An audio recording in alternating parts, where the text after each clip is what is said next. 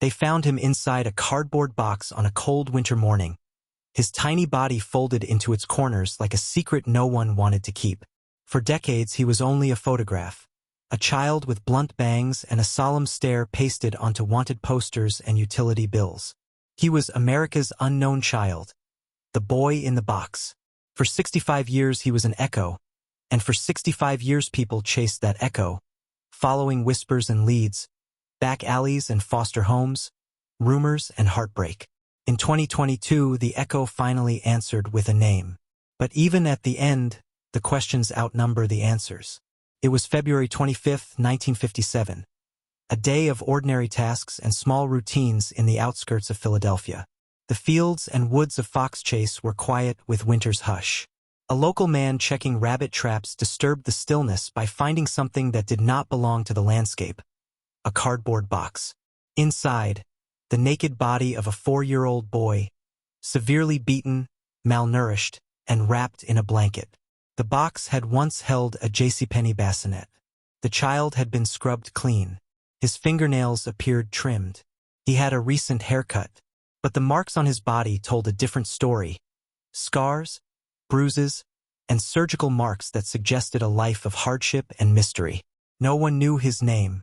No one came forward. The image of that small face would haunt Philadelphia for decades. The investigators did what they could in 1957. Plastering the city with photographs, tapping telegrams, printing flyers, and even inserting the boy's likeness in with gas bills. They canvassed neighborhoods, interviewed witnesses, and scoured foster homes. The case became a civic obsession. It became a riddle families told each other at dinner. The photograph of the boy, reconstructed to show how he might have looked alive, circulated across the region and across the nation. People called. People suspected. Leads came and went. The boy was buried in a potter's field, a nameless child beneath the snow, while his photograph lived on in living rooms and police stations. Cold cases aren't always dead. They are often postponed. The boy in the box case lurched from frantic early investigations to decades of slow, methodical sifting. Detectives held theories that felt plausible in their time. A runaway gone wrong, a foster home tragedy, an unwanted child hidden to avoid social shame. Some leads felt almost cinematic. A psychic steer here, a foster home clue there, and were pursued with the energy of men who would not be sidelined by time. Generations of detectives took the case personally. To patrolmen on the beat, the boy's lonely photo was a moral compass. Retired officers would later tell journalists they never stopped thinking about him. Yet the evidence was thin and fragmentary. The items found near the scene: a man's corduroy cap, a white handkerchief with a letter embroidered on it, teased possibilities that could not be tied down. Cardboard boxes and blanket fibers cannot speak. Years turned into decades, and the boy's name remained a blank in the otherwise meticulous ledger of a city. In 1998, in a bid to unlock modern science, authorities exhumed the boy's remains in hopes of extracting DNA. They secured a tooth and began building a profile that would survive time better than memory. An initial forensic push provided some data but not enough to name him, until technology advanced a second time and forensic genealogy opened a new avenue. In 2019, the remains were exhumed again to retrieve additional DNA, a decision that would eventually transform the story from an unresolved tragedy into a new kind of historical reckoning. For generations, Philadelphia carried the boy with a kind of civic guilt. The story was told in history classes and in police reunions. Each holiday, someone might leave flowers by the potter's field where he lay. The case drew fans of the macabre and professionals alike. Amateur sleuths, the Vidic Society of Retired Investigators, journalists, and dedicated detectives who refused to let a nameless child fade into anonymity. In homes across the city, the image of the child was more than a news clipping. It was a mirror of social unease. The 1950s brimmed with post-war optimism, but under that optimism lay neighborhoods where poverty and social stigma made difficult lives even harder. The boy in the box became a symbol for children forgotten by social services, of families fractured by stigma, and of a justice system that sometimes missed the small. Yet even those tentative biographical fragments raised new questions. Who cared for Joseph in the months and years before his death? Did he live with relatives in foster care, or with others who might hold answers? And how, in a city where neighbors often knew one another, could a child disappear so thoroughly that no one would claim him? The paperwork and the tree gave names. They did not, however, hand over memories. As relatives were located and approached for comment, the discovery of Joseph's name reopened family histories, painful memories, and the reality of living with an unsolved murder in the family's past. For 6 decades, the boy in the box inspired theories that would read like the outline of a mystery novel. The foster home hypothesis suggested a child hidden to avoid scandal. A prototype led to a foster family once investigated. A psychic even claimed to lead investigators toward a particular house in the 1960s. Other leads pointed to neighbors, to a man's cap found near the scene, to a handkerchief with an initial. In 2002, a woman, identified pseudonymously in reports as M, placed blame on her own mother for having possibly purchased and then harmed a child. Her account generated headlines and speculation, but it was never conclusive. Investigators have tread carefully with such theories. The law requires proof, not pattern. In many of these episodes, truth and rumor braided together, and the absence of living witnesses made confirmation difficult. Police were frustrated by the trail of possibilities that could not be linked by hard physical evidence. A social pattern of silence and shame surrounding unwed mothers and foster care in mid-century America provided a plausible context for why a child might end up nameless. But plausible social context is not the same as legal proof. Even after identification, the meat of the case, who harmed Joseph and under what circumstances, remained stubbornly out of reach. Detectives acknowledged that identifying him was the beginning of a new chapter in a reopened homicide investigation. Not the end.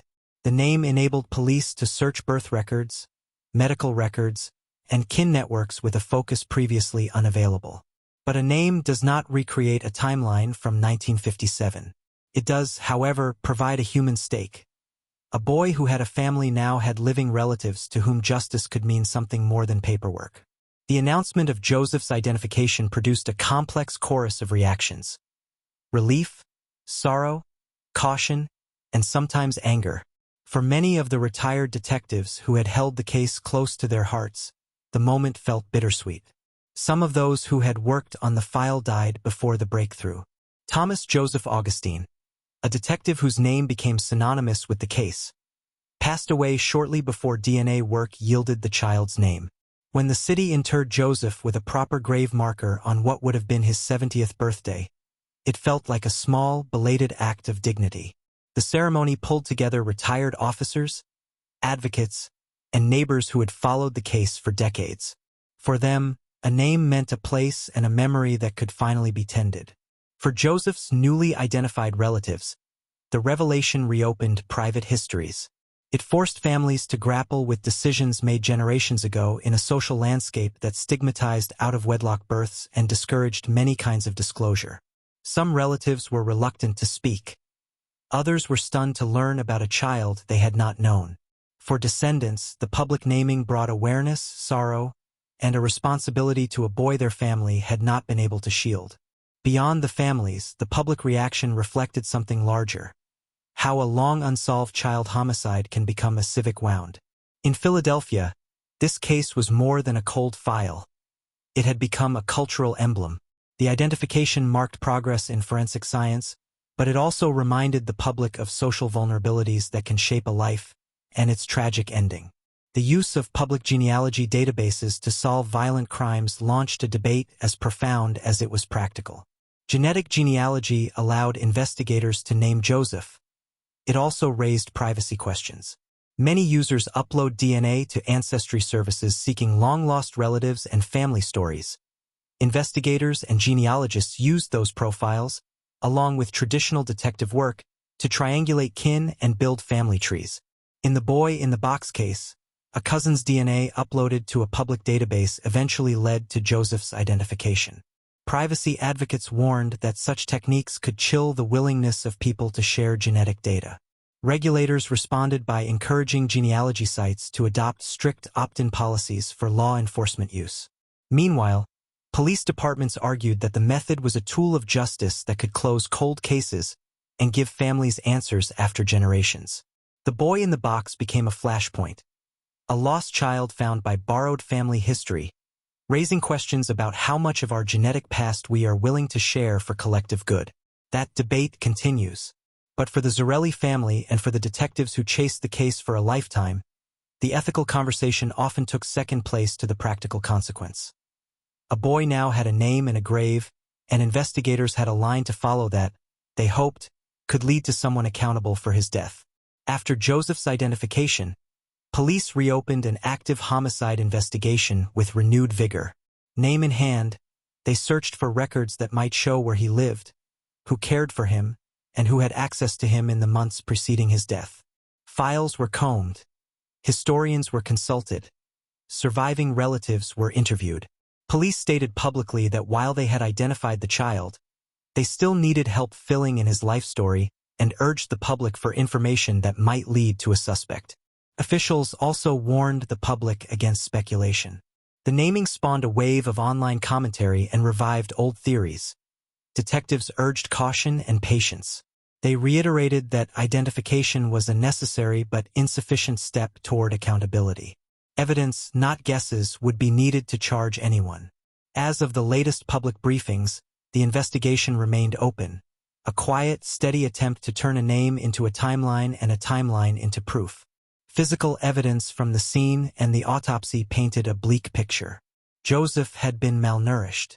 He bore the marks of multiple injuries, bruises and scars and surgical marks that suggested prior medical attention or procedures.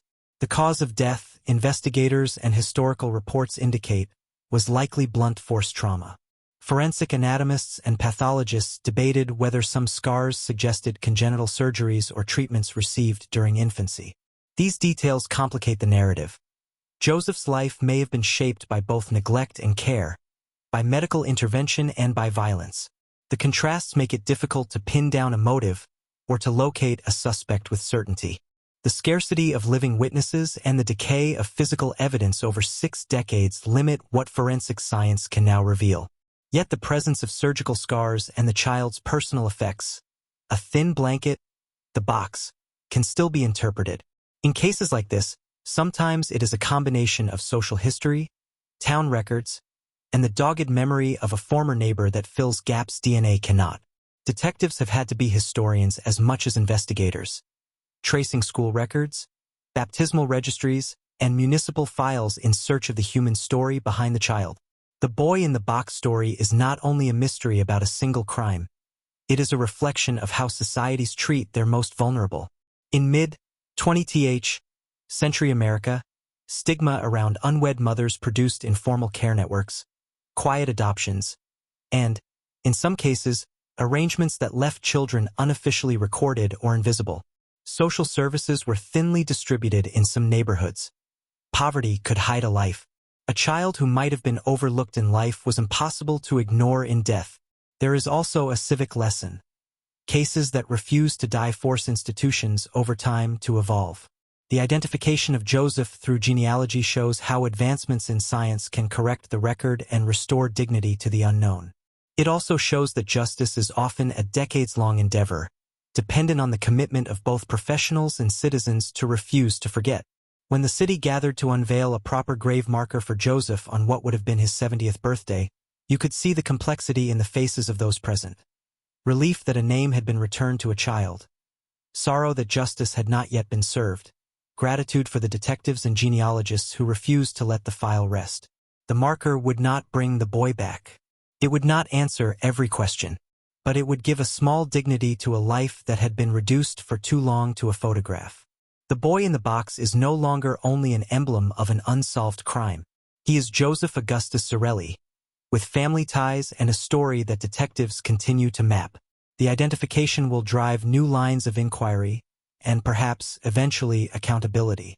But for now, the case sits between two truths: the power of modern science to restore identity and the stubborn difficulty of reconstructing a life erased by violence.